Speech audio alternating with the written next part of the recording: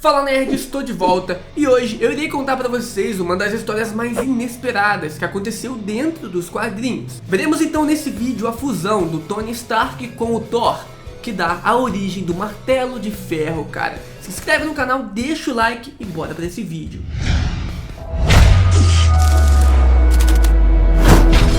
Essa é mais uma história que acabou acontecendo graças a Gamora, cara, filha lá adotiva do Thanos, que com um ato com as joias do infinito em sua posse, né, acabou dobrando todo o universo ao meio, fazendo tudo se juntar e criando assim novas mudanças. E uma dessas mudanças acarretou então na criação desse novo herói, o Martelo de Ferro. A lenda se tornou realidade. Pela vontade dos deuses, eu vivo, eu ando, eu conquisto.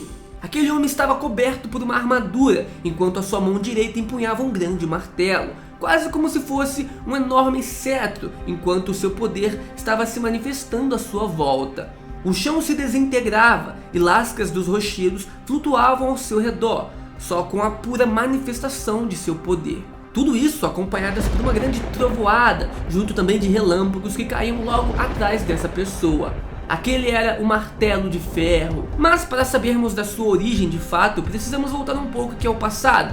Precisamos viajar até a Noruega, especificamente em um bar dentro do Hotel de Gelo, onde havia um homem de sobretudo marrom próximo ao balcão de bebidas, que mesmo não desejando, é do centro das atenções naquele momento. Minha nossa, você até que estava certo sobre esse lugar. E além disso tudo, aquele é Sigurd Stark, o bilionário tecnológico? Dizia então aquela moça. Dizem que ele é o quinto homem mais rico da Europa e o terceiro mais bonito, mas ainda assim ele insiste em ficar sozinho. Dizia a amiga, né, a moça que estava conversando com ela também. Tão estranho, a maneira do Stark parece tão solitário quanto o próprio gelo, a moça número 3 dizia ali no balcão. Apesar de não parecer, o Stark, que também estava ali, era capaz de ouvir cada comentário enquanto desfrutava da sua bebida. Vez ou outra ele olhava ali com o canto dos seus olhos, né? Tudo enquanto refletia. Apesar de tudo, não construí a minha empresa do nada em apenas 5 anos. Eu não posso me cercar de vida e de risadas sempre que eu escolher. No entanto, aqui estou eu, intocado pela alegria, sucesso, fama e fortuna. Até o meu talento é sem sentido para mim, pois no fundo eu sei que eu daria qualquer coisa para saber o que realmente eu sou. Quem é Sigurd Stark? Aquilo dava a entender que aqueles pensamentos não eram uma crise de um dia, muito pelo contrário. Esse desejo insaciável e essa mesma pergunta o perturbava tanto que naquele momento ele facilmente conseguiu quebrar o copo de gelo grosso em suas mãos, como se não fosse nada. Ah, droga! Minhas desculpas pelo copo, barman. Com licença, eu preciso de um pouco de ar. Não se preocupe com isso, senhor. Isso é apenas gelo. Mas se você realmente estiver saindo, tome cuidado. Há uma tempestade soprando hoje à noite. É perigoso. Um homem sumiu sem deixar vestígios e uma tempestade assim há 2 meses. Respondi então a barman. Eu sei. Algrim Vankor é um cientista russo.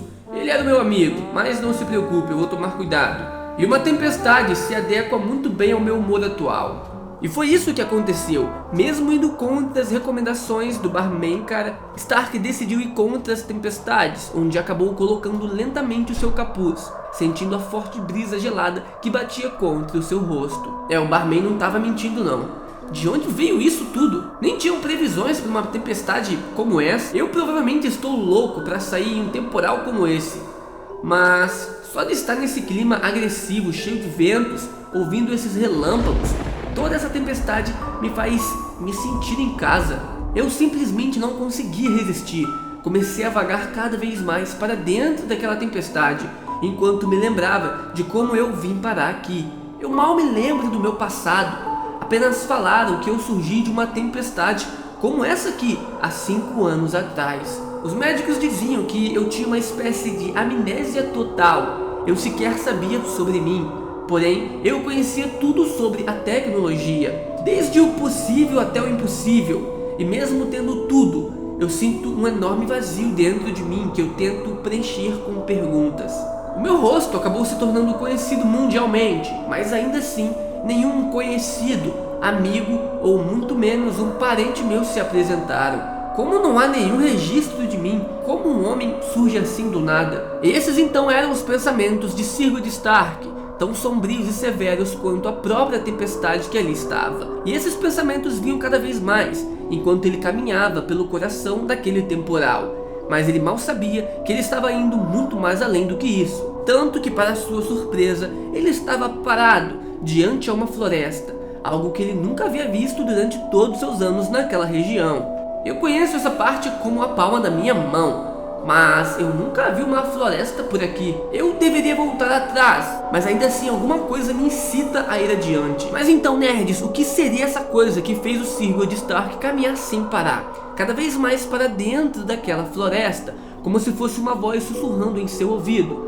Talvez poderia ser o seu destino lhe chamando para algo grandioso, ou então talvez apenas a própria morte que o guiava até a sua perdição. Stark dizia aquilo quando se deu conta, vários seres apontando flechas e espadas em sua direção, e aquela voz que uma vez parecia aconselhadora se tornou sinistra e sumia lentamente da mente daquele sujeito, em meio a uma risada. No fundo do seu subconsciente ele sabia que aqueles eram os elfos negros com seus terríveis venenos. E quando ele pensou em se virar para correr, já era tarde demais, já que um elfo negro acabou lançando uma das suas flechas contra a perna dele. Ah, minha perna! Gritou então Sigurd Stark em agonia. Foi um acerto palpável, meu irmão, mira de lama. A flecha venenosa morde profundamente um homem de Midgard e o fará ser morto em poucos dias, dizia um dos elfos, parabenizando seu irmão de raça pelo disparo. Espera aí, dente de sapo. Uma segunda flecha no crânio dele e ele morre agora mesmo. Vai subir como um escravo, disse o segundo elfo. Não, dizia uma voz grave e profunda que acabava de surgir. Irmão, esse é o temido comandante das nossas legiões da terra, o maldito Carmesim. O segundo elfo negro já estava com uma outra flecha entre a linha e o cabo do seu arco, de madeira. E antes mesmo que ele pudesse fazer algo, aquela presença enorme surgiu. O seu corpo era acompanhado por uma armadura tão intimidante que quando os elfos se dirigiram a ele, imediatamente curvavam seus corpos instintivamente por medo e respeito. E esse maldito conhece esse humano de um tempo anterior. Ele é um homem da ciência, será muito útil para nós. Agora o carreguem até o anão, disse então esse ser carmesim. O maldito é temido, maldito é poderoso, nós te obedecemos em tudo, disse então os elfos. De um cientista bem sucedido a um moribundo escravo, Sigurd Stark era carregado para longe através da antiga floresta, para uma caverna solitária sob o tronco de uma árvore, um lugar fora de todos os mapas e para uma região que o mudaria para sempre. Então você traz companhia ao meu solitário trabalho? Companhia para mim, Eitri, o armaeiro? Perguntou então aquele anão, surpreso ao ver que teria uma companhia de trabalho. Isso é alguma alucinação? Um anão que saiu direto de alguma lenda? E eu sinto como se eu já te conhecesse. Stark se perguntava sem parar. Por um instante, ele achou que aquilo tudo não passava de um grande sonho maluco, que o veneno daquela flecha, que tinha acertado ele, que causou. Mas apesar da sua descrença inicial, ele não só sentia em seus ossos, que aquilo ali era verdade, de fato, como também ele sentia que o anão era um parente dele. Eitri então ajudou Stark a se sentar para que pudesse começar o tratamento do ferimento. Como que isso é possível? Perguntava o Stark. Que um orgulhoso filho de Nidavellir trabalhava para os sombrios. Pela maldição desse grilhão de garganta. É assim. Isso me força a forjar suas armas, pontas de flechas mágicas, adagas e espadas. Ah, e claro, martelos. Eitri comentava enquanto retirava a flecha, fazendo Sigurd Stark reclamar de dor. Eles me envenenaram. Eles também estão te forçando, homem mortal. Essa perna nunca mais ficará boa. E o resto de mim será o seguinte: eu os ouvi dizer que eu estarei morto em uma semana, a menos que eu use minhas habilidades para ajudá-lo, a eles também e as suas conquistas. Eu não sou um homem que quer morrer, Eitri, mas tampouco vou me submeter a um homem ou a um elfo. Se eles querem armas, nós vamos botar um fim nesse negócio. Dizia então Stark, que naquele momento era levado até aquela cama pelo anão. Palavras ousadas, mas a minha maldição me impede de forjar armas para as minhas próprias mãos. ou fazer qualquer coisa para me salvar. Dizia então o anão, com pesar em sua fala enquanto olhava seu reflexo na lâmina de um machado que havia sido forjado por ele. Então construa para minha mão. Quer saber? Que inferno! Construa para o meu corpo inteiro uma armadura contra as outras flechas deles. Vou trazer a salvação para nós dois. Se eu devo morrer, descansarei melhor sabendo que eu morri cuspindo no rosto de Malekith. Por um momento, aquele anão estranhou aquela ambição do Stark, tanto que até mesmo franziu a testa, olhando-o confuso. Malekith? Como que você conhece esse nome, homem mortal? Eu confesso que eu não tenho certeza, mas tais enigmas devem esperar. Eitri, meu amigo, temos trabalho a fazer. E assim então eles trabalharam ao longo do tempo, por horas. Eitri, o anão, aprendia sobre transitores eletrônicos e também computadores. Mas o Stark lentamente morria, devido ao veneno que percorria o seu corpo, que ficava mais agressivo com o tempo. E durante os seus sonhos febris, ele vê a face da morte, utilizando uma máscara de ouro que o provocaria a cada instante. Em breve você oferecerá o seu coração para a máscara da morte, dizia então aquela face. Stark era atormentado em todos os seus sonhos, cara, toda vez que ele dormia. Mas agora, não era mais o momento para isso. O anão então acordou, assustando ele. Nunca! Gritou Stark mais uma vez devido ao seu sonho. Stark, se acalme. A tarefa terminou. A sua armadura vive. Eitri, quando terminou de falar aquelas palavras, se afastou, aonde pegou o peitoral da armadura que o Stark viria a usar. E então mostrou para ele. Isso é lindo, meu amigo. Mas eu temo que chegou tarde demais. Eu estou muito fraco, até mesmo para me mover. Dizia o Stark, se desabando naquela cama. Quero dizer, o veneno chegou ao seu coração. A morte chegou para você. Mas eu também já havia me preparado para isso. As runas na placa do peito te manterão vivo, até irão curar a sua perna, contando que eles sejam carregados. Dizia então o anão. Está tão pesado, completava o Stark. Isso será só no início, mas a sua força vai voltar ao longo do tempo, dizia então o anão. O anão falava aquilo para confortá-los, mas infelizmente não havia mais tempo. Era possível ouvir os sons da sentença de morte para o Stark. Um sino funerário que era emitido com os passos sobre o chão nevado, através da floresta glacial. Eram os passos de Carmesim. Esse som é daquela criatura do Malekith. Veio ver as armas que ele pediu. Se ele entrar agora, todo o nosso trabalho terá sido em vão.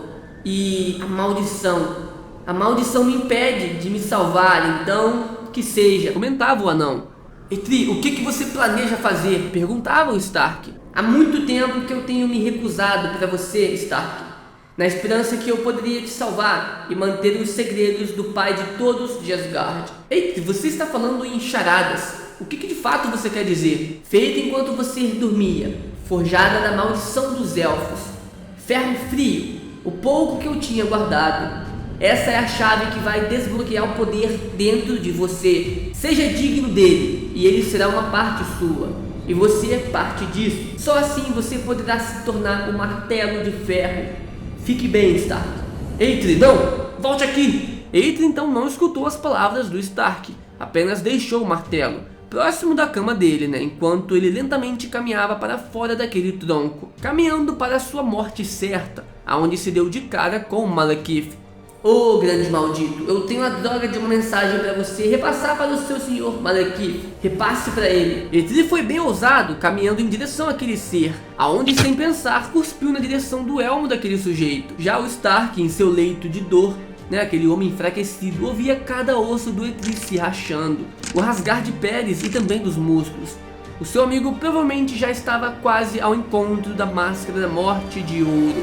Ele não poderia deixar o sacrifício daquele seu amigo ter sido em vão. E então por isso decidiu obrigar o seu corpo a se mover. Era como uma grande tortura.